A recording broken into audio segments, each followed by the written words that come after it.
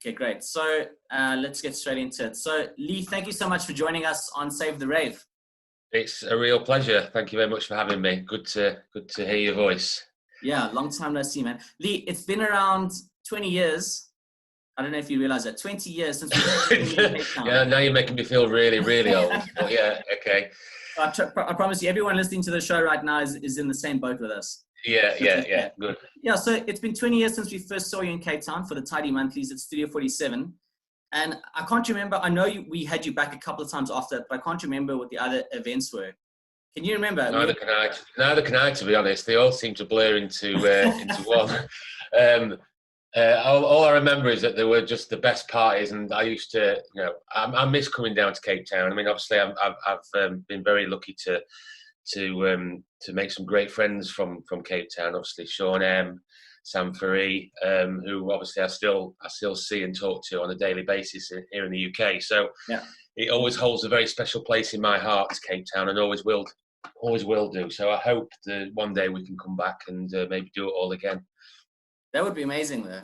I think we should with Zimmer frames and yeah. Okay, so I think I vaguely remember us doing some kind of Tidy versus Nucleus event, which may have been at the gallery, because I'm sure that you played there as well. Yeah, I played there. I played a lot at the gallery. There was another venue as well, which escapes me. It was more like a big super club. I can't remember what the name of the venue was. DJ box was really high up. That was an amazing venue as well. Okay, that could have been, that sounds like Dockside, but maybe some of the clubbers. Dockside, that was it. Yeah, Dockside. Yeah, that was where it was. So yeah, that played there. But obviously, the gallery was the main one, and that was an incredible venue. Is that still going? I don't know. Is it? So the gallery's not going anymore. None of those clubs are going. Actually, I think Dockside, the one you mentioned with the high up DJ box, that one is now a Hillsong church. Oh wow! Okay. Very strange. Preaching and of a different kind. Yeah. So Lee, in the last decade, the hard house and trance scene in South Africa has reduced to quite a very small but very loyal crowd of clubbers. Most of us who still love that sound are in our late 30s, 40s, and we're all grown up. Has the scene in the UK evolved over the years? And how has that changed? Because it's different over here. Is it still going? Is it still large in the UK? It's still going, but nowhere near as large as obviously it was. To be honest, the whole club scene in the UK is very much more now about techno and tech house. That's what all the kids are into, big warehouse venues. The hard house scene, there is one, obviously, the Tidy are still pioneering that sound, and obviously recently started the label back up. And obviously the Tidy Weekender was actually supposed to be this weekend, to mark the label's 25th anniversary. So that obviously with the coronavirus had to get moved to next year. So that was a bit sad, but obviously events worldwide have been cancelled and moved. So it's affecting everybody really. But yeah, I mean obviously they still do the events, but on a more larger scale events, but less often, I'd say. Okay. I don't know if you remember, you guys had me open the very first Tidy Weekender. Yeah. At where was that venue? That was in Prestatyn. Prestatyn. Where's in North Wales. Are you using the same venue for the next Tidy? Yeah, that was really the home of the Tidy Weekender, where it all began. We did a few different venues apart from that over the years, but we always went back to Prestatyn because everyone just felt that was our spiritual home, and that was where the event this weekend was supposed to be as well. So yeah, it's tinged with sadness this weekend, but looking forward to hopefully getting back to it fairly soon. Okay, great. And so if we look back at your career, tell us your most memorable career highlight. Where was it and what made it special to you? So many, to be honest. I mean, probably Magna in the UK, which was a Magna, obviously for people that are listening have never been to the UK, it's actually a science and adventure park, but it used to be an old steelworks, and the main room can hold 8,000 people.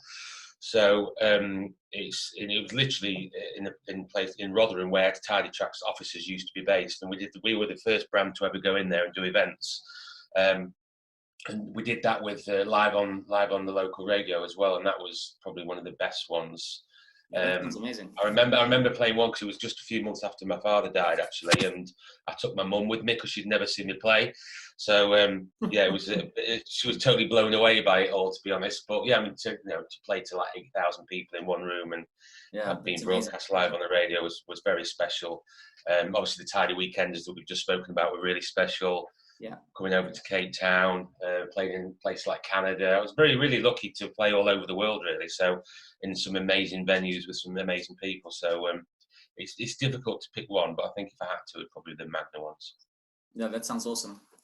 So as we all know, being the label manager for Tidy, the biggest hard dance label in the world, you got to choose and sign some of our favorite artists. How did you get involved with Tidy, and how old were you at the time? I think it was about 1997, so I would have been about 21, 22. Before all this happened, I was actually a nursery school teacher, believe it or not, because I was going to go into teaching.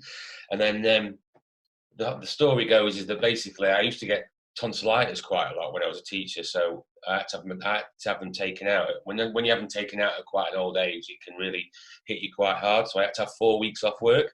So I decided to buy some decks. And I bought the decks, taught myself how to mix in a couple of weeks. And then my girlfriend at the time, she recorded one of my sets unbeknown to me and gave it to a local promoter, and I got my first gig. And then that's where I met Andy Pickles, obviously one of the Tidy Boys. He heard me play and then basically said, do you want to come and work with me at the Music Factory? And to begin with, it wasn't with Tidy, it was with Master Mix, which is another division of the Music Factory, which is the company that used to own Tidy. Yeah. And I used to do like Jive Bunny mega mixes for them, and I learned. Andy taught me all about the production side of it, and I was for 2 years literally I just did DJ mixes for this company. And then obviously I think 1998, I think it was just after when Tony died, they asked me to come on board with Tidy. And first of all, I just started off making the tea and doing the club promotion side of the business. But then obviously over time, I started in, I think, the end of 98 as label manager and was there for 10 very happy and long years. That's great. That's a really great story. So yeah, because I mean, I didn't know anything about how to run a record label or anything. Do you know what I mean?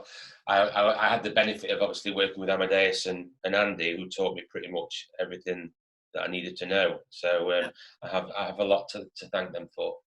That's great. Okay, so if you could travel back in time and do one more gig, where would it be?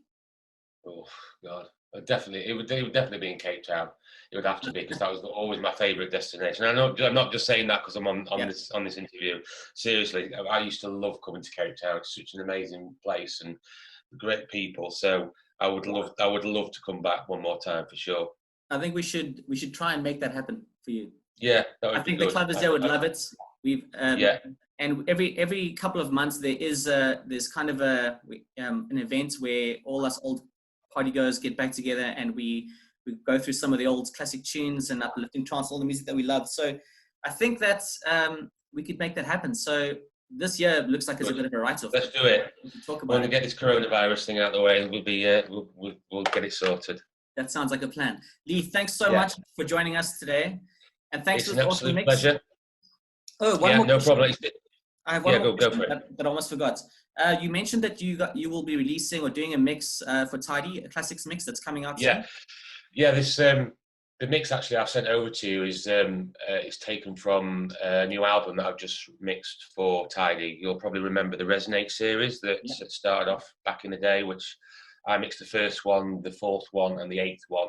Well, we're up to number 11 at the minute. So the guys have asked me to do a bit of a retrospective mix of the best tracks taken from the Resonate series. So there's 3 CDs. The first one is more of a up and coming mix with a few tracks in there that never actually made Resonate that I felt deserved to be on there.